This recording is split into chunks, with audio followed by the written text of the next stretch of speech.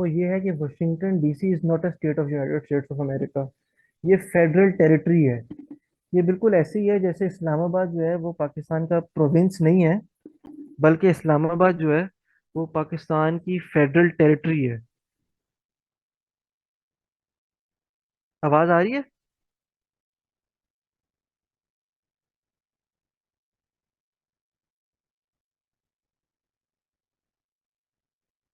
Okay, अच्छा, Washington DC जो है वो यूएस का जो है कैपिटल है। और इसकी टोटल 50 स्टेट्स हैं। और ये मैंने आपको बता दिया कि Washington DC is not a state. ये काफ़ी लोगों को कन्फ्यूजन होती है। अच्छा, दूसरा वाशिंगटन डीसी जो है, इसमें एक और चीज़ अहम ये है, वो ये है कि वाशिंगटन जो है वो यूएस के फर्स्ट प्रेसिडेंट का नाम है, इसलिए इसमें कैपिटल में आता है। और डीसी जो है वो कहते हैं district of Columbia. District of Columbia. तो ये आपको पता होना चाहिए कि वाशिंगटन डीसी जो है वो स्टैंड फॉर। अच्छा, कोई क्वेश्चन होंगे तो वो मैं एंड पे आपको कहूंगा कि आप जो भी क्वेश्चन आपके पूछ लें। अच्छा, अगर हम नेक्स्ट नेक्स्ट चले तो मैं आपको अगर बेसिक सा यूएस का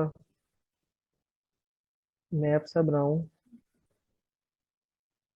तो ये वो कॉन्टिनेंट है जो कि वेस्टर्न हेमिस्फेयर है, जिसमें नॉर्थ अमेरिका भी है और साउथ अमेरिका भी है। इसमें जो ये वाला पोर्शन है, ये ऊपर वाला, ये नॉर्थ अमेरिका कॉन्टिनेंट है। ठीक है। और जो ये वाला पोर्शन है, यहाँ पे है सेंट्रल अमेरिकन कंट्रीज। और ये नीचे वाले में साउथ अमेरिका कॉन्टिनेंट है। ठीक है। ये साउथ अमेरिका में वो कंट्रीज वही जो कि बहुत कॉमन है और आपको पता भी होंगे, जिनमें ब्राजील, पीरू, अर्जेंटीना वगैरह। ठीक है। अच्छा, अगर हम बात करें नॉर्थ अमेरिका में, अगर मैं अब आपको सिर्फ नॉर्थ अमेरिका बनाऊं, तो एक और कंफ्यूजन जो कि बच्चों में बहुत ज्यादा होती है वो ये है कि वो समझते हैं कि north America is United States of America. हालांकि ऐसा बिल्कुल नहीं है। नॉर्थ अमेरिका कॉन्टिनेंट है, उसमें तीन बड़े कंट्रीज हैं। एक कनाडा, ठीक है, एक यूएसए जो कि हमारा सब्जेक्ट है यूनाइटेड स्टेट्स ऑफ अमेरिका, और तीसरा है मेक्सिको।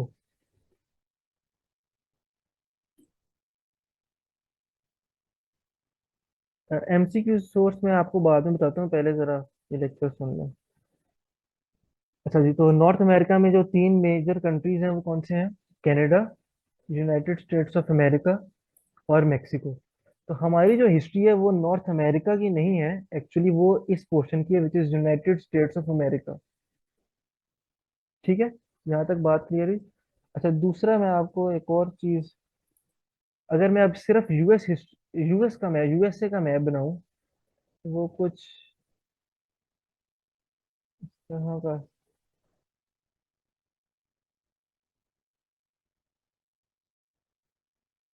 सा बनेगा।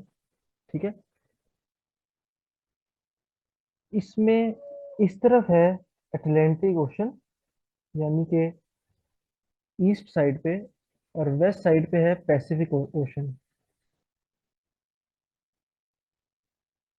और यहाँ पे एक माउंटेन रेंज है जिसका नाम है रॉकीज, जो कि यूएस में है। और एक यहाँ पे माउंटेन रेंज है जो कि बहुत फेमस है, और इसका नाम है, बार बार यूज होगा ये नाम, इसका नाम है एपेलाचियन माउंटेन रेंज। ठीक है, एपेलाचियन। ये दो चीजें आपने याद रखनी है। अच्छा, और दरमियान में इधर इस तरफ ये जो पोर्शन है, ये वाला, ये है मिसिसिपी वैली। ठीक है। ये करंट यूएस का मैप है। तो ये रॉकीज, एपेलाचियन माउंटेन रेंज, ईस्ट पे अटलांटिक ओशन, वेस्ट पे पैसिफिक ओशन, और दरमियान में मिसिसिपी वैली। तो ये एक जनरल सा ज्योग्राफिकल स्ट्रक्चर है यूनाइटेड स्टेट्स ऑफ अमेरिका का। तो अब हम अगर आगे आ जाएं, तो हम इसमें अब मेन चीज जो है वो हम जो स्टार्ट करेंगे वो ये है कि United States of America discover कैसे हुआ, और फिर कैसे जो है कॉलोनाइज हुआ, और फिर अब कैसे जो है वो वर्ल्ड पावर बन गया। हम स्टार्ट करते हैं बिल्कुल जीरो से, स्क्रैच से, वो ये है कि जी कैसे डिस्कवर हुआ यूनाइटेड स्टेट्स ऑफ अमेरिका। क्योंकि जो ये वाला पोर्शन था ना, वेस्टर्न हेमिस्फेयर, ये तो यूरोपियंस को पता भी नहीं था कि यहाँ ये भी कोई जगह है। तो कैसे उन्होंने डिस्कवर किया, पहला क्वेश्चन ये है। तो आज से तकरीबन 120,000 साल पहले, आइस एज के दौरान, 120,000 साल पहले आइस एज के दौरान साइबेरिया और अलास्का के दरमियान एक ब्रिज अपीयर हुआ। क्योंकि ये बर्फ जम चुकी थी तो एक रास्ता सा बन गया। तो वहां से कुछ लोग, पुराने लोग जो है, वो हंटिंग पर्पजेस के चक्करों में इस तरफ आ गए, साइबेरिया वाली साइड से ना, इस हेमिस्फीयर में। बाद में ये जो ग्लेशियर मेल्टिंग हुई और उसके बाद वो रास्ता खत्म हो गया, जो कि अब नहीं है रास्ता, उस वक्त था। तो वो हंटिंग पर्पजेस के लोग कुछ इधर आ गए। वो लोग जो कि यहाँ पे आके रहने लग गए, उनको कहते हैं नेटिव इंडियंस। तो ये नाम आपने ना याद रखना है। नेटिव इंडियंस किनको कहते हैं? वो लोग जो कि पहले यहाँ के रहने लग गए थे।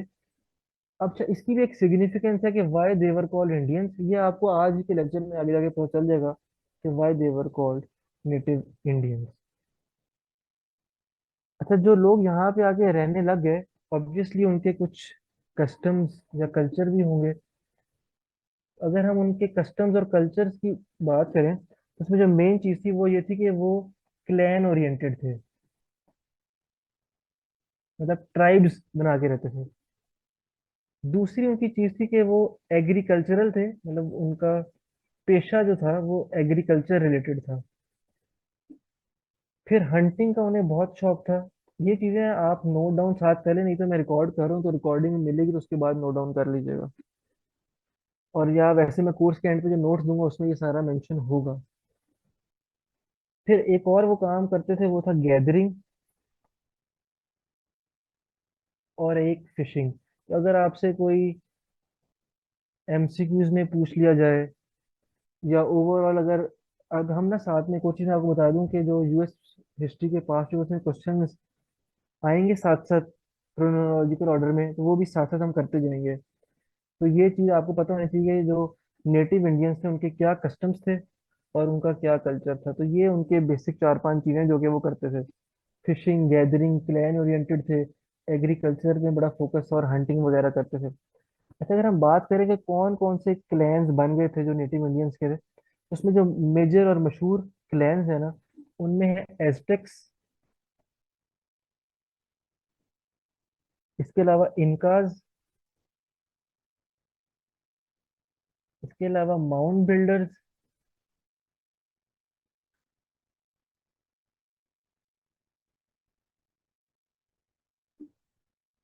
ये जो तीन है ना, ये बहुत ही मशहूर क्लैंस हैं, ट्राइब्स हैं जो कि अमेरिकन कॉन्टिनेंट में रह रहे थे। अच्छा, इसमें इंटरेस्टिंग बात ये है कि ये वाले जो क्लैंस हैं, ये रह रहे थे साउथ अमेरिका में। क्योंकि नॉर्थ अमेरिका में जो भी उस वक्त क्लैंस रह रहे थे ना, वो इतने एडवांस नहीं थे, इसलिए उनका जिक्र कम मिलता है। जो सबसे ज्यादा एडवांस थे ना अमेरिकन कॉन्टिनेंट में, ओवरऑल पूरे वेस्टर्न हेमिस्फेयर में, वो एज़टेक्स और इनकास थे। ये इतने एडवांस थे कि इवन के इनकी अपनी रिटन लैंग्वेज भी थी, और मैथ्स में इनको बड़ी कमांड थी, और आर्किटेक्चर पे जो है ना इनका बड़ा ध्यान था। तो ये नेटिव इंडियंस हैं जो कि वहां पे रह रहे थे उस वक्त। फिर कैसे जो है वो, क्यों जो है यूरोपियंस का इंटरेस्ट बना कि वो उन्होंने आके अमेरिका डिस्कवर कर लिया। अब हम इस बात पे आएंगे। अभी तक किसी का कोई क्वेश्चन हो तो पूछ ले।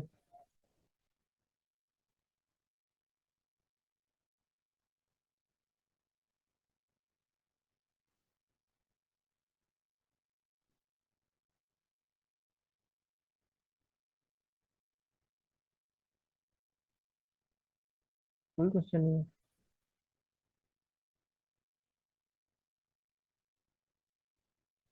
अच्छा चलिए, फिर हम नेक्स्ट चलते हैं। वो ये है कि जी causes of colonisation of USA या अमेरिका। ये एक इम्पोर्टेंट क्वेश्चन है जो कि पास्ट पेपर में भी आता रहा है, और वैसे ओवरऑल समझने के लिए भी बड़ा अहम है कि क्या ऐसी रीजन थी जिसकी वजह से यूरोपियंस ने आके कॉलोनाइज किया यूनाइटेड स्टेट्स ऑफ अमेरिका को।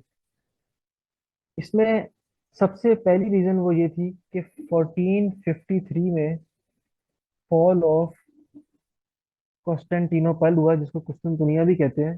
या हम इसको इस तरह भी कह सकते हैं कि ऑटोमन एम्पायर का राइज हुआ। तो उस दौर में यूनाइटेड स्टेट्स ऑफ अमेरिका के साथ तो नहीं, लेकिन यूरोपियन कंट्रीज जो हैं वो इंडिया, एशिया के साथ ट्रेड किया करते थे। अब क्योंकि ऑटोमन एम्पायर का उस वक्त राइज हुआ, तो तो यूरोपियन कंट्रीज की ट्रेड जो है एशिया से वो बंद हो गई। तो they were in search of a new trade route. तो नए ट्रेड रूट की तलाश में वो निकले, और उस तलाश में ही उन्हें उन्होंने यूएसए या अमेरिकन कॉन्टिनेंट जो है वो डिस्कवर किया। तो ये हो गया डिस्कवरी की रीजन। और यही डिस्कवर किया तो बाद में कॉलोनाइज भी किया, तो ये पहली रीजन कॉलोनाइजेशन की भी हो गई। अच्छा, दूसरी रीजन जो है वो है अमेरिका में रेनेसांस, यूरोप में renaissance. 14th century, 13th century, 15th century, ये 3 सेंचुरी ऐसी हैं जिसमें यूरोप में रेनेसांस आ गया था। रेनेसांस का मतलब है कि वहां पे एज ऑफ रीजन आ गया था। लोग क्वेश्चन करने लगे थे कि जी रिलीजन जो है वो सिर्फ सब कुछ नहीं है। रिलीजन को जो है वो पॉलिटिक्स से अलहदा होना चाहिए। एजुकेशन लोगों को मिलनी चाहिए, रिलीजियस फ्रीडम होनी चाहिए, इंडस्ट्रियलाइजेशन होनी चाहिए, डेमोक्रेसी होनी चाहिए। समझ रहे हैं, अपने राइट्स की बात करने लगे थे। तो ये रेनेसांस का पीरियड था। तो क्योंकि इंडस्ट्रियलाइजेशन हो रही थी, इसलिए जो है उनको कॉलोनाइज करना की जरूरत पड़ गई थी। क्यों? क्योंकि उनको रॉ मटेरियल चाहिए था, यूरोपियंस को। तो उनको एक ऐसी जगह चाहिए थी जहाँ से वो रॉ मटेरियल एक्सट्रैक्ट कर सकें। इसलिए भी उन्होंने कॉलोनाइज किया यूनाइटेड स्टेट्स ऑफ अमेरिका को। तीसरी रीजन वो जो कि मैं आपको बता चुका हूँ, वो है इंडस्ट्रियलाइजेशन। ठीक है। और चौथी रीजन पे अगर मैं आऊंगा, वो है टेक्नोलॉजिकल एडवांसमेंट्स। उसमें जो सबसे इम्पोर्टेंट चीज है वो है प्रिंटिंग प्रेस।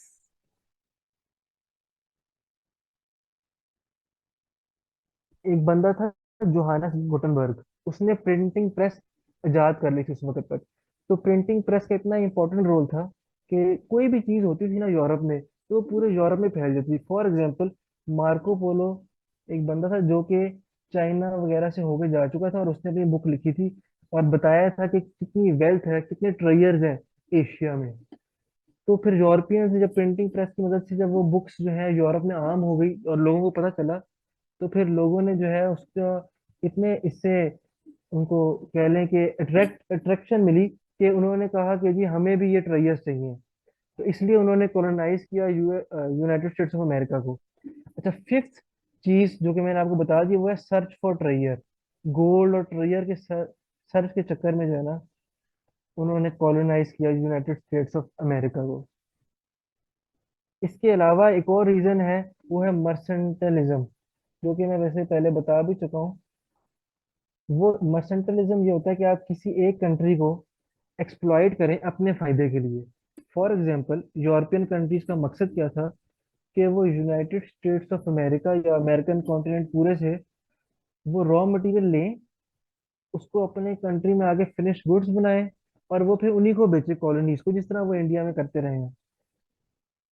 तो ये उनका मकसद था कि इनको जो है ना निचोड़ लेना, आप ये समझ लें आसान लफ्जों में। ये है कुछ रीजंस जो कि कॉलोनाइजेशन के। इसके अलावा भी अगर कुछ रीजंस हैं जो कि आप नोट कर लें। एक है रिलीजियस रिफ्ट्स। रिलीजियस रिफ्ट्स किनके दरमियान? कैथोलिक्स और प्रोटेस्टेंट्स के दरमियान। अच्छा, ये कैथोलिक्स और प्रोटेस्टेंट्स जो है, ये क्रिश्चियंस की ही आगे दो टाइप्स हैं। पहले क्रिश्चियंस की जो है वो एक ही टाइप होती है जिनको हम कैथोलिक्स कहते हैं। लेकिन हुआ क्या, मैं आपको अगर थोड़ी हिस्ट्री बताऊं, वैसे ये यूएस हिस्ट्री में नहीं आता, लेकिन चले आपको थोड़ा आइडिया होना चाहिए। वो ये है कि जी 1570 में एक बंदा था, मार्टिन लूथर किंग। उसने एक किताब लिखी 95 थीसिस। उसमें उसने क्या किया, उसने चैलेंज किया इनको, जो कैथोलिक चर्च का पोप था, कैथोलिक चर्च का, उसको चैलेंज किया और उसको ये कहा कि भाईजान, खुदा और इंसान के बीच में किसी मेडिएटर की जरूरत नहीं है, और ये जो पोप मेडिएटर बन के बैठ गए हैं, इनकी कोई हैसियत नहीं है, और ये बस अपना काम चला रहे हैं। तो उसने ना कह लें कि जो पोप की हेजीमनी थी ना उन लोगों के ऊपर, उसको चैलेंज किया। तो वहां से कैथोलिक जो है कुछ निकल के प्रोटेस्टेंट्स बन गए। वो बंदे जो कि मार्टिन लूथर किंग को फॉलो कर रहे थे, वो बन गए प्रोटेस्टेंट्स। ठीक है, इसको हम कहते हैं, इस फिनोमिना को हम कहते हैं जो कि मार्टिन लूथर किंग ने किया इस बुक की मदद से, इसको हम कहते हैं प्रोटेस्टेंट रेफर्मेशन। ये आपने पढ़ा भी होगा, नहीं तो आप गूगल करें आपको मिल जाएगा। ठीक है, तो ये उस वक्त रिलीजियस रिफ्ट थी कुछ कैथोलिक्स और प्रोटेस्टेंट्स के दरमियान, जिसकी वजह से एक दूसरे को उन्होंने मजबूर कर दिया कि वो यूरोपियन कंट्रीज में, जिसमें इंग्लैंड भी शामिल है, साथ में ये क्या नाम है, स्पेन भी शामिल है, फ्रांस भी शामिल है, जर्मनी भी शामिल है, कि वहां से लोगों ने माइग्रेट किया कहाँ पे, यूनाइटेड स्टेट्स ऑफ अमेरिका में। तो ये भी एक कॉलोनाइजेशन की बड़ी अहम रीजन थी। इसके अलावा कुछ बेसिक सी कुछ छोटी मोटी रीजन है, वो है, एक है पॉपुलेशन प्रेशर। ये सारी आपने वैसे अगर क्वेश्चन आ गया तो मेंशन करनी है,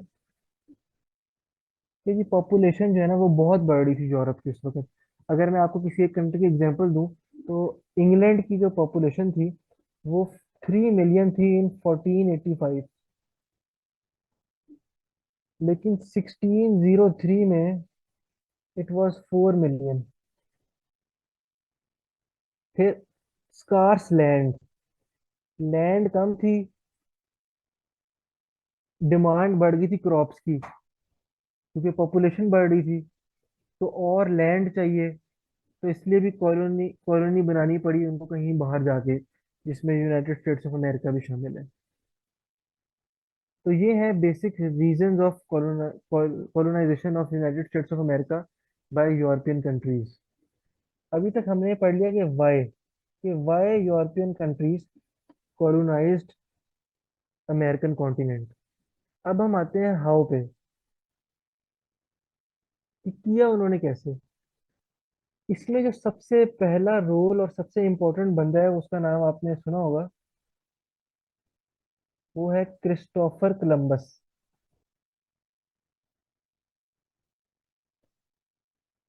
ये असल में इटालियन था, जिसको इटली ने तो सपोर्ट नहीं किया, लेकिन ये फिर गया क्वीन ऑफ स्पेन के पास, जिसका नाम था इजाबेला, और उसको उसने कहा कि जी मेरे पास एक और रास्ता है एशिया तक पहुंचने का, तो काइंडली मुझे फाइनेंस करें।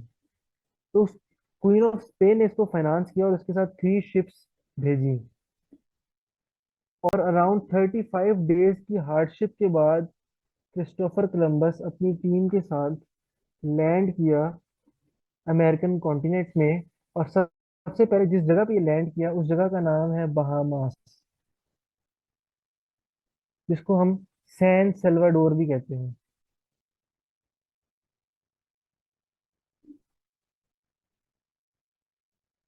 उसके बाद ये क्यूबा में भी गया, हिस्पानियोलिया में भी गया, और काफी मुख्तलिफ जगहों पे गया अमेरिकन कॉन्टिनेंट में। लेकिन एक इंटरेस्टिंग बात जो कि बहुत इंटरेस्टिंग है, वो ये है कि 1504 में क्रिस्टोफर कोलंबस मर गया, और 1492 में ये सबसे पहले यहाँ पे आया था अमेरिका में। लेकिन इसके मरने तक इसको ये नहीं पता था कि ये जिस जगह पे आया है ये कोई न्यू लैंड है। इसको ये नहीं पता था, ये समझ रहा था कि मैं इंडिया में लैंड किया हूँ, एशिया में। यही वजह है कि सारे लोग उस वक्त यही समझते थे कि क्रिस्टोफर कोलंबस इंडिया या एशिया पहुंच चुका है नए रूट से, जो कि वेस्टर्न रूट था, सी शिप के थ्रू। ठीक है, और यही वजह है कि जो कि मैंने आपको पहले कहा था कि जो यहाँ पे लोग रहते थे पहले, उनको नेटिव इंडियंस कहते हैं। क्यों? क्योंकि यूरोपियन समझते ही ये थे कि ये है ही इंडिया, तो वो इसलिए इन लोगों को कहते हैं नेटिव इंडियंस। और ये अभी तक नाम यही चला आ रहा है कि जो पुराने लोग यहाँ पे यूरोप के लोगों के आने से पहले जो लोग यहाँ पे रहते थे, उनको अभी तक नेटिव इंडियंस ही कहा जाता है। क्यों? क्योंकि लोग उस वक्त ये समझते थे कि ये इंडिया है। इन 1507 एक बंदा था, अमेरिगो वेस्पुसी। ये बंदा जब यहाँ पे सेल करके आया स्पेन के बिहाफ पे, हालांकि था ये भी इटालियन, लेकिन इसको भी इटली ने फंड नहीं किया, और ये भी स्पेन के बिहाफ पे यहाँ आया। और इसने आके यहाँ आके बताया लोगों को जाके कि भाईजान ये एशिया नहीं, बल्कि ये एक न्यू लैंड है। और इसी बंदे के नाम पे, अमेरिगो के नाम पे ही अमेरिका का नाम है।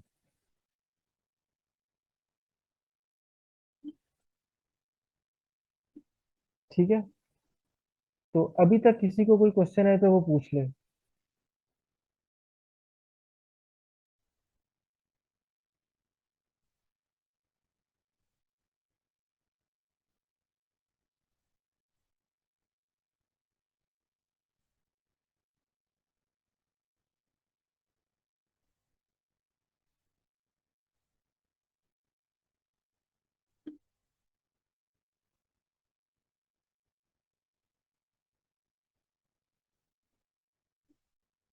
ओके, चले हम नेक्स्ट चलते हैं। तो अगर मैं थोड़ा डिवाइड कर लूँ कि किस कंट्री ने आके यहाँ पे कॉलोनाइज किया और कौन कौन इंपॉर्टेंट बंदे थे, अगर हम सबसे पहले स्पेन की बात करें, तो क्योंकि कोलंबस भी स्पेन की तरफ से आया था तो वो भी स्पेन में ही गिना जाएगा। अभी मैंने आपको अमेरिगो का बताया है, वो भी स्पेन की तरफ से ही आया था, उसके बिहाफ भी आया था। फिर इसके अलावा एक बंदा आया था, हर्नन कॉर्टस। ये बंदा बहुत फेमस है। फेमस ये इसलिए है कि मैंने आपको पहले एक नेटिव इंडियंस के ट्राइब का बताया था, एस्टेक्स। इस बंदे को किसी ने बताया कि जी एस्टेक्स जो है उनके पास बहुत वेल्थ है। तो ये बंदा यहाँ पे अमेरिका में आया और उसने आके अपनी टीम के साथ इन एस्टेक्स को शिकस्त दी और इनको कंकर कर लिया। कब? 1519 में इसने कंकर किया और उनकी जितनी भी वेल्थ थी वो खुद ले ली। अच्छा, इसको कंकर करने में एक चीज ने इनका बड़ा साथ दिया, और वो थी डिजीजेस, जो कि यूरोपियंस अपने साथ यहाँ पे लेके आए थे। क्यों? क्योंकि नेटिव इंडियंस तो उन डिजीज से इम्यून थे ही नहीं, जो कि यूरोप में थी उस वक्त। तो जैसे कि स्मॉल पॉक्स, ये डिजीज थी जिन्होंने यूरोपियंस को बड़ा हेल्प किया नेटिव इंडियंस को हराने में। क्योंकि जब नेटिव इंडियंस इनसे इम्यून ही नहीं थे, तो जब उनको ये बीमारियां हो गई तो वो बड़ी आसानी से और बड़ी जल्दी मरते गए। तो इसलिए ये हर्नन कॉर्टस को स्मॉल पॉक्स की बड़ी मदद हासिल हुई एस्टेक्स को शिकस्त देने में। इसके अलावा एक और बंदा था स्पेन की तरफ से, वो था फ्रांसिस्को पिजारियो। ये बंदा भी इसलिए फेमस है कि इसने दूसरी सिविलाइजेशन, जो कि इनका सिविलाइजेशन थी, जिसका मैं आपको बता चुका हूँ, इसको फतह किया था 1531 में। और इसको भी स्मॉल पॉक्स ने बड़ा हेल्प आउट किया था। इसके अलावा अगर हम फ्रेंच कुछ लोगों की बात कर लें, उसमें जो सबसे मशहूर बंदा है वो है हुआन पोंके। ठीक है। इसने आके जो फ्लोरिडा का पोर्शन है इस वक्त यूएस का, वो एक्सप्लोर किया।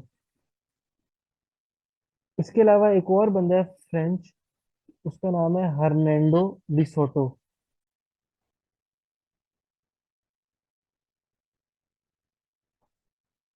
उसने जो मिसिसिपी रिवर का, जो कि मैंने आपको मैप में पहले दिखा दिया है, वो एक्सप्लोर किया।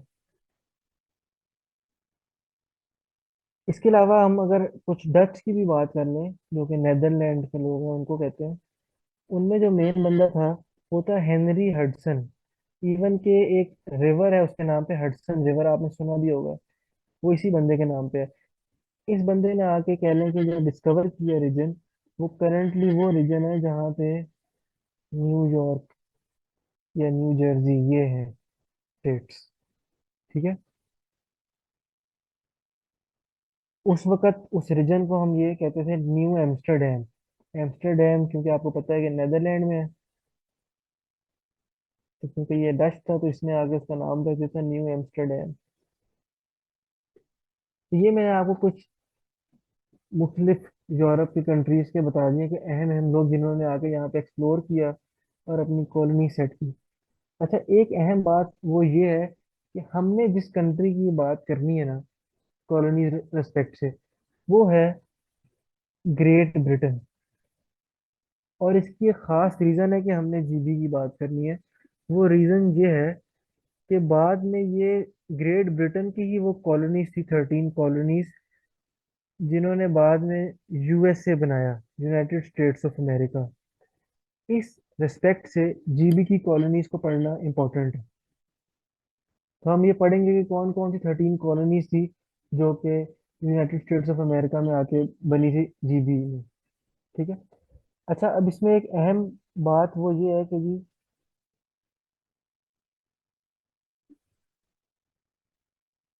ग्रेट ब्रिटेन जो है वो बाकी यूरोपियन कंट्रीज से लेट आया है अमेरिका में कॉलोनीज बनाने में। अब इसकी कुछ रीजन है, ये भी क्वेश्चंस आई गेस पहले आ चुके हैं सीएसएस में, कि जी क्या रीजन थी जिसकी वजह से ग्रेट ब्रिटेन जो है वो लेट आया है अमेरिकन कॉन्टिनेंट में। उसकी जो मेन रीजन है कुछ वो आप नोट डाउन कर लें। उसमें जो सबसे पहली रीजन है वो ये है कि इकोनॉमिक क्राइसिस आया हुआ था इंग्लैंड में because of wars. They were busy in wars against Spain, France, इनकी आपस में जंगें वगैरह लगी रहती थी। एक तो ये रीजन थी जिसकी वजह से उनकी इकोनॉमी के बड़े हालात खराब थे, तो वो इसलिए उनका इस तरफ ध्यान नहीं गया ज्यादा। सेकेंड रीजन वो कि they were busy in civil वार।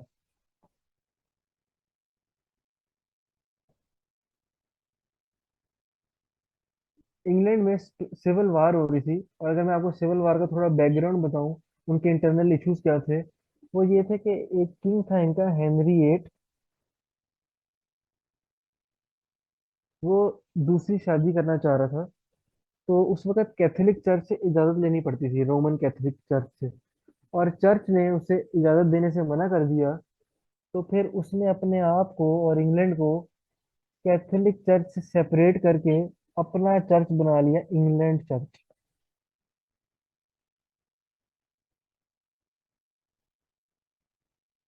ठीक है। तो उस वक्त ये कुछ इश्यूज चल रहे थे जिसकी वजह से जो है ना वो आपस में उनके मसले थे, तो उन्होंने ज़्यादा ध्यान नहीं दिया कि जी हमें कॉलोनीज बनानी है, बनानी चाहिए है, ये वो, इस तरफ वो गए नहीं। इसके अलावा जो एक अहम चीज़ है वो है स्पेनिश डोमिनेशन। क्योंकि स्पेन से इनकी जंगें थी, और स्पेन का जो है ना वो यूएस में बड़ा गलबा था। सबसे ज़्यादा कॉलोनीज इनफैक्ट जिसने बनाई है शुरू में, वो स्पेन ही था, जिसने अमेरिकन कॉन्टिनेंट को आगे कॉलोनाइज किया है। तो ये स्पेन से ज़्यादा थोड़ा सा डर भी रहे थे उस हिसाब से, तो इसलिए इन्होंने ज़्यादा ध्यान नहीं दिया।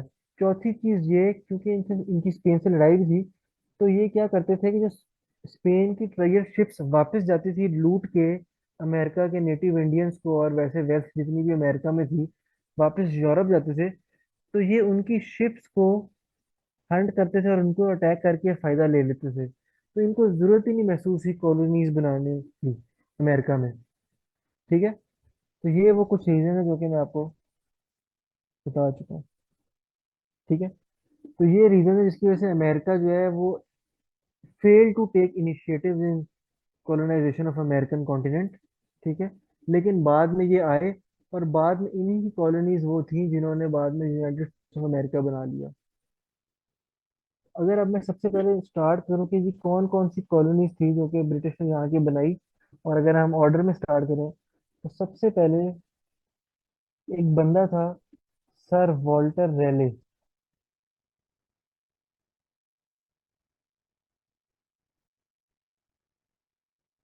उसने 1585 में स्मॉल ग्रुप ऑफ सेटलर्स को जो है ना, स्मॉल ग्रुप ऑफ सेटलर्स को डिस्पैच किया इंग्लैंड से, और कहा अमेरिका भेज दिया। अब वो लोग तो अमेरिका आ गए, लेकिन जो पीछे से कह लें कि उनकी सप्लाईज आनी थी उनकी मदद के लिए, खाना पीना और ये सब चीजें शुरू में, वो डिले हो गई। क्यों? क्योंकि स्पेन और इंग्लैंड की जंग चल रही थी, तो वो नहीं आ सके किसी वजह से। लेटर जब वो 1591 में सप्लाईज आई, तो यहाँ पे आगे पता चला कि कोई लोग ही नहीं रह रहे, और उस कॉलोनी का अभी तक नहीं पता चला, इसलिए उस कॉलोनी को कहते हैं लॉस्ट कॉलोनी।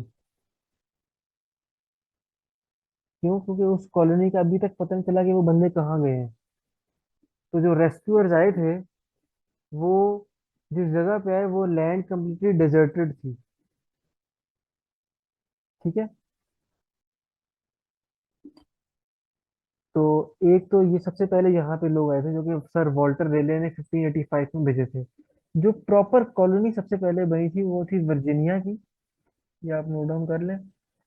इसको हम जेम्स टाउन भी कहते हैं। और इस जेम्स टाउन कहने की जो रीजन है वो यही है कि किंग जेम्स इंग्लैंड के थे। किंग जेम्स, उन्होंने एक चार्टर इशू किया कुछ लोगों को, कुछ वेल्थी मर्चेंट्स को, कि जी आप जो है जाके कॉलोनी बनाई अमेरिकन कॉन्टिनेंट में। तो 1606 में कुछ लोग आए यहाँ पे लंदन कंपनी के थ्रू, और उन्होंने आगे वर्जीनिया में लैंड किया और यहाँ पे अपनी जिंदगी शुरू की और बसा लिया अपने आप को। यहाँ पे आके उन्होंने, क्योंकि मेन चीज उनकी थी कि ट्रेजर्स ढूंढ रहे थे, तो उन्होंने आगे गोल्ड सर्च किया, उनको इस जगह पे गोल्ड नहीं मिला। लेकिन लेटर जब उनकी नेटिव इंडियन से मुलाकात होती थी और उनसे दोस्ती वगैरह भी होगी, तो इनको एक नई चीज पता चली टोबैको क्रॉप के बारे में, जो कि बाद में इस कॉलोनी की बहुत ही इम्पोर्टेंट कैश क्रॉप बन गई। और बाद में जो है इसने बहुत पैसा भी कमाया इस कॉलोनी में, सिर्फ टोबैको की मदद से। ठीक है, ये थी पहली कॉलोनी जो कि बहुत ही फेमस है। सेकंड कॉलोनी वो थी प्लायमुथ।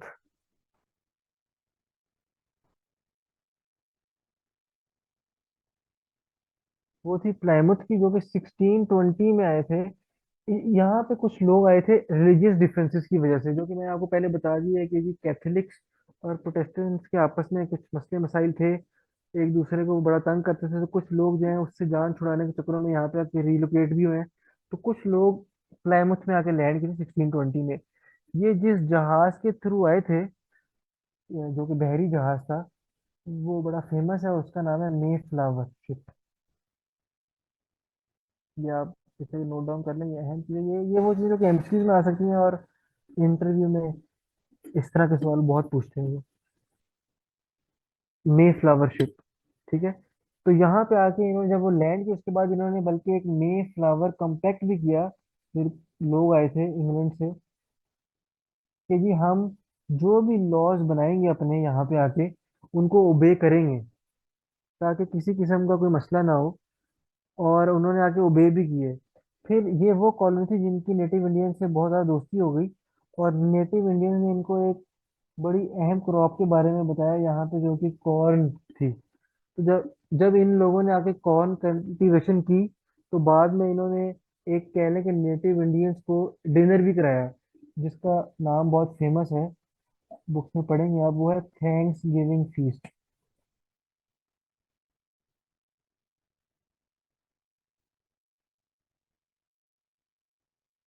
ठीक है, तो ये एक बहुत ही इंपॉर्टेंट चीज़ है जो कि आप नोट डाउन कर लें। इसके अलावा जो कॉलोनीज बनी वो मैं ज़रा थोड़ा फास्टली आपको बता दूं। एक थी मैसेच्यूसेट्स की।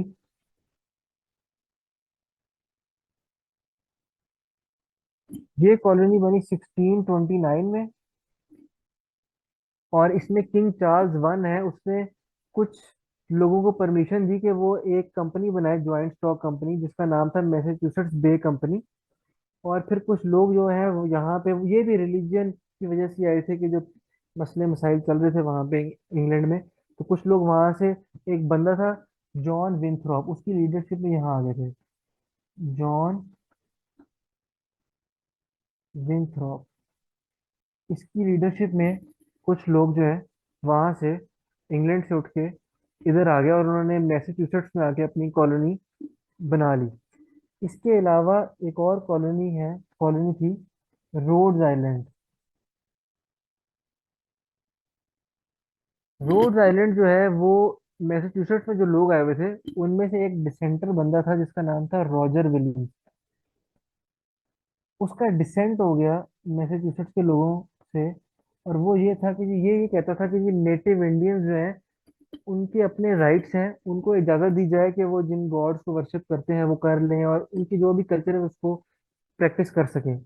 लेकिन जो मैसेच्यूसेट्स के लोग थे वो जरा सख्त थे वो इस मामले में, और वो नहीं अलाउ कर रहे थे।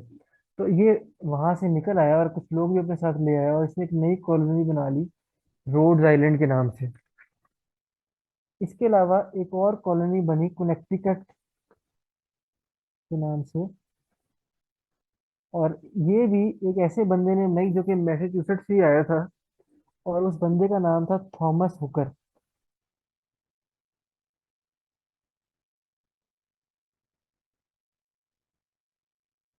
ठीक है। और ये इसलिए इसने लैदा कॉलोनी बनाई कि इसकी जो गवर्नर था मैसेच्यूसेट्स से, उससे लड़ाई वगैरह हो गई थी। तो ये अपने कुछ फॉलोअर्स को लेके इधर आकर उसने यहाँ पे अपनी कॉलोनी बना ली। इस कॉलोनी की एक अहम बात यह है कि इन्होंने अपना एक कॉन्स्टिट्यूशन भी बनाया। ये एमसीक्यू प्रोबेबली सीएसएस 2022 में आया भी था कि कनेक्टिकट ने एक कॉन्स्टिट्यूशन बनाया, और उसको कॉन्स्टिट्यूशन का नाम था fundamental orders of Connecticut. Fundamental orders of Connecticut. ये एमसीक्यू आया सीएसएस 2022 में कि पहला कॉन्स्टिट्यूशन किस कॉलोनी ने बनाया और उसका नाम क्या था। ठीक है, इस तरह का एमसीक्यू था। इसके अलावा जो कॉलोनी थी वो थी एक न्यू हैम्पशायर,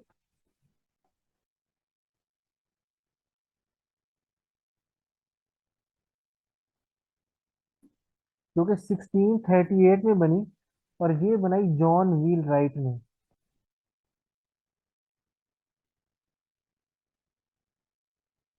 ठीक है। ये बंदा भी मैसेच्यूसेट्स से ही इसको निकाल दिया गया था, तो इसने अपनी सेपरेट कॉलोनी बना ली। इसके अलावा एक और कॉलोनी बनी जो कि थी मैरीलैंड। ये बनी 1632 में। और ये कॉलोनी असल में इस तरह बनी कि एक बंदा था जॉर्ज कैलवर्ट के नाम से। जॉर्ज कैलवर्ट के नाम से इसने चार्टर लिया। वो चाह रहा था कि मैं कैथोलिक्स के लिए कॉलोनी बनाऊं इधर अमेरिका में। लेकिन क्या हुआ कि वो लोगों को परसुएड करने से पहले ही मर गया। तो बाद में यही वाली जो कंपनी चार्टर जो मिला था कंपनी बनाने का, वो कैलवर्ट के बेटे को मिल गया। और उसने जो है ना लोगों को कन्विंस किया कैथोलिक्स को, और वो यहाँ पे आके 1632 में उसने लोगों को मैरीलैंड में ले आया। अच्छा, इस कॉलोनी की खास बात यह है कि ये बहुत ही लिबरल थी। रिलीजियस फ्रीडम बहुत था इस कॉलोनी में ना, रिलीजियस फ्रीडम। तो इस कॉलोनी में वक्त के साथ साथ ना ही सिर्फ कैथोलिक्स बल्कि प्रोटेस्टेंट्स भी बहुत ज्यादा आगे थे। क्यों? क्योंकि रिलीजियस फ्रीडम बहुत ज्यादा थी।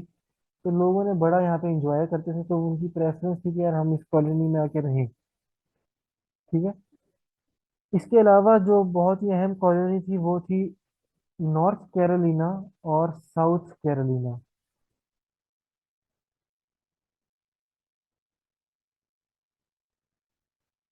किंग चार्ल्स टू ने चार्टर इशू किया 8 बंदों को, 8 मैन को। वो बंदे जिन्होंने उनको उसको हेल्प किया था अ, अब उसका थ्रोन रीगेन करने के लिए। उसको उसने कहा, फेवर देने के लिए कहा, चलो जी 8 बंदो, तुम ना ये इस तरह करो, कॉलोनी जाके बना लो अमेरिका में ना जाके। तो उसने 1663 में जो है ये चार्टर ग्रांट किया उनको। और उन्होंने आके इस किंग चार्ल्स टू की बीवी के नाम पे, जो कि कैरोलिना था, एक कॉलोनी बना ली, कॉलोनी कैरोलिना के नाम से। लेकिन वक्त के साथ साथ क्या हुआ कि ये कैरोलिना जो थी कॉलोनी, ये कहने के पॉपुलेशन बेस्ड ना दो सेंटर बन गए। एक, कुछ लोग ना बहुत ज्यादा नॉर्थ में रह रहे थे, थोड़ी बड़ी कॉलोनी थी, और कुछ लोग साउथ साइड पे रहने लग गए थे। तो बाद में ये कॉलोनी जो है ये डिवाइड हो गई थी नॉर्थ कैरोलिना में और साउथ कैरोलिना में। ठीक है। इसके अलावा एक कॉलोनी है न्यूयॉर्क, जो कि आपने तो पता भी होगा आपको, 1664 में ये बनी थी। और ये भी चार्ल्स टू ने जो है, ये वाली कॉलोनी जो है, मैंने आपको पहले बताया कि ये न्यूयॉर्क जो है ये था डच के अंडर।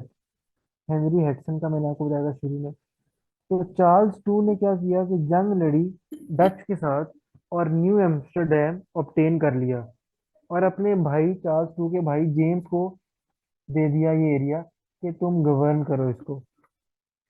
जेम्स ने, जो कि उस वक्त ड्यूक ऑफ यॉर्क था, उसने इसका नाम रख दिया न्यूयॉर्क। क्यों? क्योंकि जेम्स उस वक्त था ड्यूक्स ऑफ यॉर्क। आपको पता है कि वहाँ पे किंग वगैरह जो ड्यूक्स होते हैं इंग्लैंड में। तो उसने यहाँ पे इसको न्यूयॉर्क नाम रख दिया इस जगह का, जो कि पहले डच का था एरिया, न्यू एम्स्टरडेम। ठीक है। और उस न्यूयॉर्क का ही जो साउदर्न पोर्शन था, वो साउदर्न पोर्शन उसने अपने दो दोस्तों को दे दिया, जिनका नाम था कार्टरेट और बर्कली। उसने कहा जी ये जो नीचे वाला पोर्शन है इधर तुम जो हुकूमत करो, क्योंकि कार्टर जो था वो उस वक्त गवर्नर था जर्सी का, जर्सी इन इंग्लैंड। उसने क्या किया कि उस एरिया का नाम रख दिया न्यू जर्सी। तो एक कॉलोनी बन गई न्यू जर्सी। ठीक है। इसके अलावा तीन कॉलोनीज और हैं। एक है पेंसिल्वेनिया जो कि वेरी फेमस कॉलोनी है और अब भी एक स्टेट है यूएस की। ये 1681 में बनी और इसका नाम आया है इसके मेन बंदे जिसने आके ये कॉलोनी बनाई थी वो था विलियम पेन।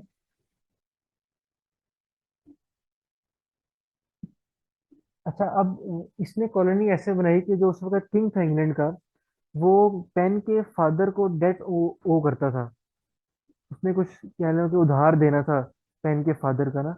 तो विलियम पेन जो है उसको उसने किंग ने क्या किया कि उधार देने के लिए उसे चार्टर इशू कर दिया कि यार जाओ तुम ना अमेरिका में इंग्लैंड के बिहाफ पे कॉलोनी बना लो एक। तो फिर उसने उस वक्त कॉलोनी आके बनाई थी 1681 में, पेंसिल्वेनिया। इसके अलावा एक कॉलोनी है डेलावेयर। और इसके अलावा एक आखिरी कॉलोनी है जॉर्जिया। ये कॉलोनी सबसे एंड पे बनी है इन 1732 जॉर्जिया। ठीक है। और ये बनाई है जेम्स ऑगली थॉर्प ने। जेम्स ऑगली थॉर्प ने, जिसको चार्टर मिला था किंग जॉर्ज की तरफ से, तो उसने नाम इसका जॉर्जिया रख दिया था।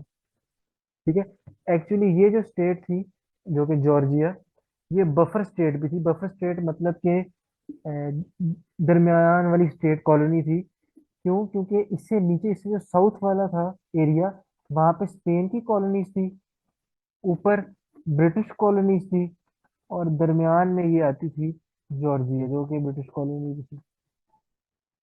नॉर्थ पे ब्रिटिश कॉलोनीज, साउथ में स्पेन की कॉलोनीज, और दरमियान में ये ब्रिटिश की कॉलोनी थी जॉर्जिया, इससे इसको बफर कॉलोनी भी कहते थे उस वक्त। तो ये वो सारी 13 टोटल कॉलोनीज हैं। टोटल कितनी कॉलोनीज है? 13, जो कि ब्रिटिश की थी अमेरिका में। और यही वो कॉलोनीज हैं जिन्होंने बाद में आके अमेरिकन रेवोल्यूशन किया, 1776 में डिक्लेरेशन ऑफ इंडिपेंडेंस साइन की, और उसके बाद जाके 50 स्टेट्स बन गए यूएस की, और वो वर्ल्ड पावर है आज। ये हम सारा अब पढ़ेंगे आगे। आज इसके अलावा हम एक चीज और देखेंगे, वो ये है कि जी जो कॉलोनाइजेशन, अभी हमने दो चीजें पढ़ ली हैं। एक, वाई कॉलोनाइज किया, क्यों, हाउ कैसे किया मुख्तलिफ कंट्रीज ने। अब हमने पढ़ना है इम्पैक्ट क्या हुआ इसका। अच्छा, हिस्ट्री के जो क्वेश्चन होते हैं ना पेपर में, वो ज्यादातर इसी तरह के होते हैं। वाई, हाउ, इम्पैक्ट, यानी कॉजेज और इम्पैक्ट, कॉजेज और इम्पैक्ट, ज्यादातर वो यही चीजें पूछते हैं। तो ये वाला क्वेश्चन भी वैसे पहले आ चुका है कि जी इम्पैक्ट क्या थे यूरोपियन एडवेंट के अमेरिका में, या यूरोपियन कॉलोनाइजेशन के। तो अगर हम इम्पैक्ट की बात करें, अगर हम डिवाइड कर ले मेन पोर्शन में, तो सबसे पहले हम बात करते हैं इकोनॉमिक इम्पैक्ट की। इकोनॉमिक इम्पैक्ट में सबसे पहला इम्पैक्ट था कि एग्रीकल्चर को बूस्ट मिला था। क्यों? क्योंकि जब यहाँ पे कॉलोनिस्ट आए, उन्होंने एग्रीकल्चरल प्रैक्टिसेस की, और उन्होंने जो है ऑब्वियसली रेवेन्यू जनरेट किया। इकोनॉमिक इम्पैक्ट एक बड़ा ओवरऑल अमेरिकन कॉन्टिनेंट पे।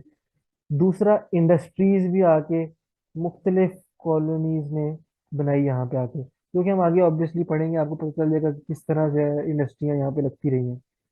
फॉर एग्जाम्पल शुगर प्लांटेशन बहुत फेमस है, स्पेनिश कॉलोनीज ने बहुत ज्यादा की। तीसरा, एक और काम जो कि एक्सप्लॉयटेशन रिलेटेड था, वो था टैक्स कल्चर।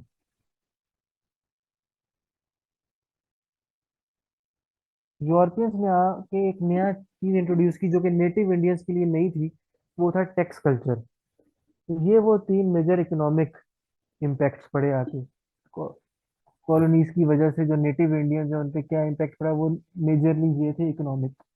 अगर हम बात करें अब सोशियो कल्चरल इम्पैक्ट्स की, उसमें जो सबसे अहम इम्पैक्ट था वो था स्लेवरी, जिसके लिए बाद में यूएस में सिविल वार भी हुई है।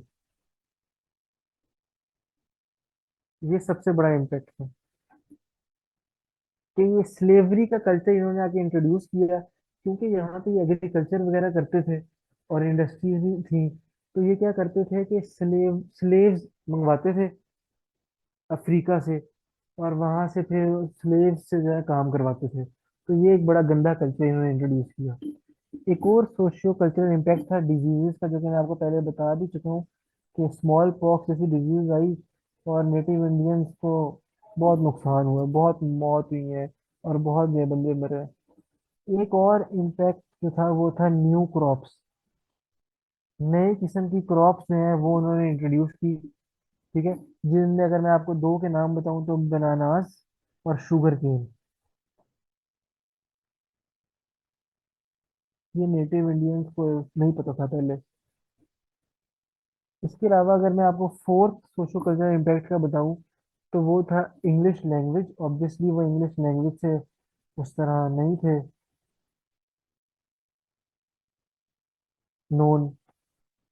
इसके अलावा फिफ्थ इम्पैक्ट जो पड़ा वो था लैंड ऑक्यूपेशन, क्योंकि यूरोपियंस का तो मेन मकसद ही ये था कि वो लैंड को ऑक्युपाई करें। तो उन्होंने यहाँ पे आके लैंड ऑक्युपाई की और ये नेटिव इंडियंस को बड़ा नुकसान हुआ। इसके अलावा डिफरेंट एनिमल्स जो है उनसे भी इंट्रोड्यूस करवाया। और उन एनिमल्स में अगर मैं कुछ का नाम लूँ तो उसमें कैटल, शीप, हॉर्सेस, पिग, इन सब से मुतारफ जो है वो यूरोपियंस ने ही नेटिव इंडियंस को करवाया। इसके अलावा अब कुछ टेक्नोलॉजिकल इम्पैक्ट्स भी पड़े। अगर हम उसकी बात करें तो नई इन्वेंशन आई थी, मॉडर्न एजुकेशन। यूरोपियंस, क्योंकि मैंने आपको बताया वहाँ पे रेनेसांस आ चुका था, तो वहाँ पे एजुकेशन को प्रमोट किया जा रहा था यूरोप में उस वक्त। तो फिर यहाँ पे अमेरिका में आके भी जो है उन्होंने एजुकेशन को प्रमोट किया। इसके अलावा इंफ्रास्ट्रक्चर जो है वो बड़ा उन्होंने आके यूरोपियंस ने डेवलप किया है। इंफ्रास्ट्रक्चर में वो सब चीज़ें आ जाती हैं, रोड्स, रेल्स और ये सब चीज़ें। ठीक है।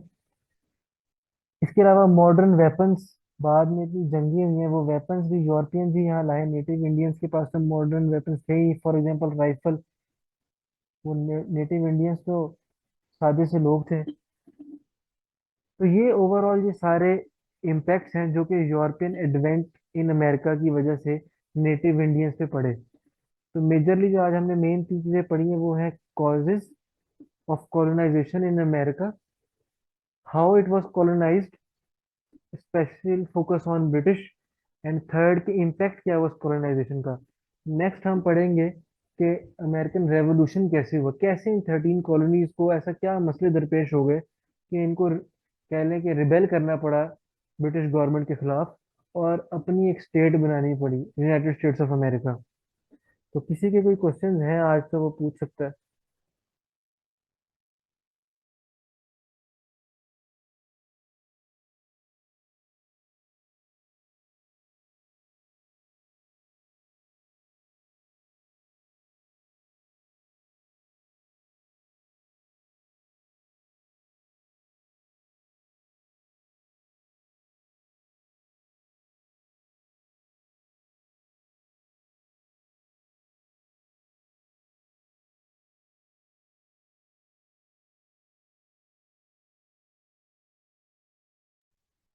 ज्योग्राफी ऑफ अमेरिका में आप क्या पूछना चाह रहे हैं?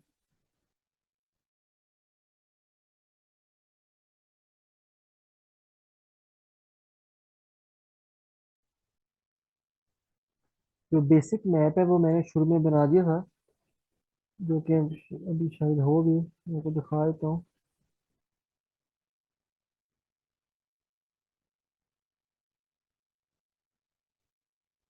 ये बेसिक सा मैप है कि ईस्ट पे अटलांटिक ओशन है, वेस्ट पे पैसिफिक ओशन है, दरमियान में दो माउंटेन रेंजेस है, रॉकीज और अपैलाचियन माउंटेन रेंजेस। इसके अलावा दरमियान में मिसिसिपी वैली है। इसके अलावा अगर ओवरऑल आप पूरे वेस्टर्न हेमिस्फीयर की बात करें तो वो इस तरह है कि ऊपर नॉर्थ अमेरिका है, दरमियान में सेंट्रल अमेरिका और नीचे साउथ अमेरिका। साउथ अमेरिका में ब्राजील, पेरू, अर्जेंटीना वगैरह कंट्रीज हैं। नॉर्थ अमेरिका में दो तीन मेजर कंट्रीज हैं, कनाडा, यूएसए मेक्सिको, यानी कि नॉर्थ अमेरिका और यूएसए सेम चीज नहीं है, बल्कि नॉर्थ अमेरिका में तीन कंट्रीज आते हैं, कनाडा, यूएसए, मेक्सिको। तो जिसको हम यूनाइटेड स्टेट्स ऑफ अमेरिका या अमेरिका कहते हैं, वो असल में नॉर्थ अमेरिका नहीं, सिर्फ यूएसए। इसके अलावा आप क्या पूछना चाह रहे हैं? बुक्स जो है वो मैंने वेस्टवर्ड एक्सपेंशन का जो आप पूछ रहे हैं वो हम आगे ऑब्वियसली पूरा टॉपिक पढ़ेंगे कि कैसे जो है, फिर मैं उसमें मैप भी बनाऊंगा कि 50 स्टेट्स हैं वो कहाँ कहाँ हैं और कैसे हैं। तो वो हम अभी आगे करेंगे, वो आएगा एक टॉपिक। बुक्स का जो है वो मैंने वैसे स्टार्ट ऑफ द लेक्चर में बताया था, मैं एक दफ़ा फिर आपको वो बता देता हूँ। पहले मैं आपको बता देता हूँ इंटरनेट सोर्सेज। उसमें है history.com,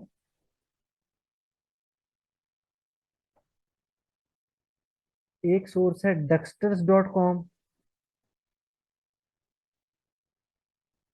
ये दो ऐसी वेबसाइट हैं कि जिन पे आपको तकरीबन सारे इवेंट्स मिल जाएंगे यूएस से रिलेटेड। जो भी आपको लगेगा कि यार ये मुझे नहीं पता, आपने गूगल पे जाना है इन वेबसाइट्स पे और उस इवेंट का नाम लिखना है, आपको सारा कुछ मिल जाएगा उसके बारे में, कॉजेज, उसका इम्पैक्ट क्या हुआ, ओवरऑल क्या हुआ था इवेंट, सब कुछ। इसके अलावा यूट्यूब पे एक क्रैश कोर्स है यूएस हिस्ट्री का, जो कि मिस्टर ग्रीन एक बंदा है वो करा रहा है। उसके लेक्चर्स पढ़े हैं, वो बहुत अच्छा है और वो भी काफ़ी कॉम्प्रिहेंसिव है, वो भी आपको मैं रेकमेंड करूंगा कि आप वो लें। इसके अलावा अगर आप स्पेसिफिकली बुक का पूछ रहे हैं, तो एक बुक जो कि बहुत फेमस है, उसका आपने नाम भी सुना होगा, वो है जी the unfinished nation by Alan Brinkley. Unfinished nation by Alan Brinkley. अच्छा, उसका एक मसला है जो कि मैंने पहले भी बता दिया कि वो मोर देन 1000 पेजेस है। अगर आपके पास टाइम नहीं है इतना कि आप वो पढ़ सकें, तो फिर मैं रेकमेंड करूंगा कि आप उसको फिर ना ही पढ़ें। अगर आपके पास टाइम नहीं है, अगर टाइम है तो फिर तो लाजमी पढ़ना चाहिए, क्योंकि उसमें तकरीबन हर चीज ही है। तो ये बुक आप नाम नोट कर लें, अनफिनिश्ड नेशन बाय एलन ब्रिंकली।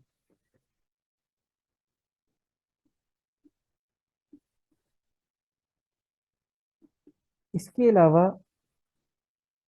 एक और बुक है जो कि छोटी है और मेरे ख्याल से वो अच्छी है काफी। वो है a short history,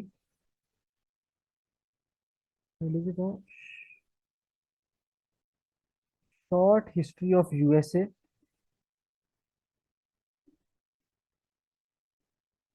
bye Robert V Remini. ये शॉर्ट फॉर्म में अवेलेबल है, कहेंगे तो मैं आपको भेज दूंगा ये भी, और वो दूसरी भी शॉर्ट फॉर्म में अवेलेबल है, जो मैंने आपको पहले तो ये अनफिनिश्ड नेशन बाय एलन ब्रिंकली में, वो भी आपको शॉर्ट फॉर्म में भेज दूंगा। तो ये 400 पेजेस के राउंड है। ये ज़रा छोटी है, इसमें भी काफ़ी कुछ कवर है, तो ये भी आपको आपके लिए इनफ होगी। बाकी कुछ आपको, मैंने आपको जो सोर्सेज बताए हैं ऑनलाइन, वो पढ़ने ही पड़ेंगे, या फिर आप जो मैं आपको बताऊंगा वो भी मैं आपको तकरीबन सारे इवेंट्स, कॉजेज, इम्पैक्ट्स और क्या क्या हुआ क्रोनोलॉजिकल ऑर्डर में बता दूंगा, और उम्मीद है आपको समझ आ जाएगी। अच्छा, इसके अलावा एक और बुक है जो कि पाकिस्तानी है और लोग उसको रेकमेंड करते हैं, मैं आपको खैर नहीं करूंगा, लेकिन अगर आपने फिर भी पाकिस्तानी पढ़नी है और आप चाह रहे हैं, तो मजूमदार की एक बुक है बड़ी फेमस, फिर वो आप यूज़ कर सकते हैं, लेकिन मैं आपको रेकमेंड नहीं करूँगा। मैं आपको वही जो कि बाहर के ऑथर हैं उन्हीं की बुक कहूँगा कि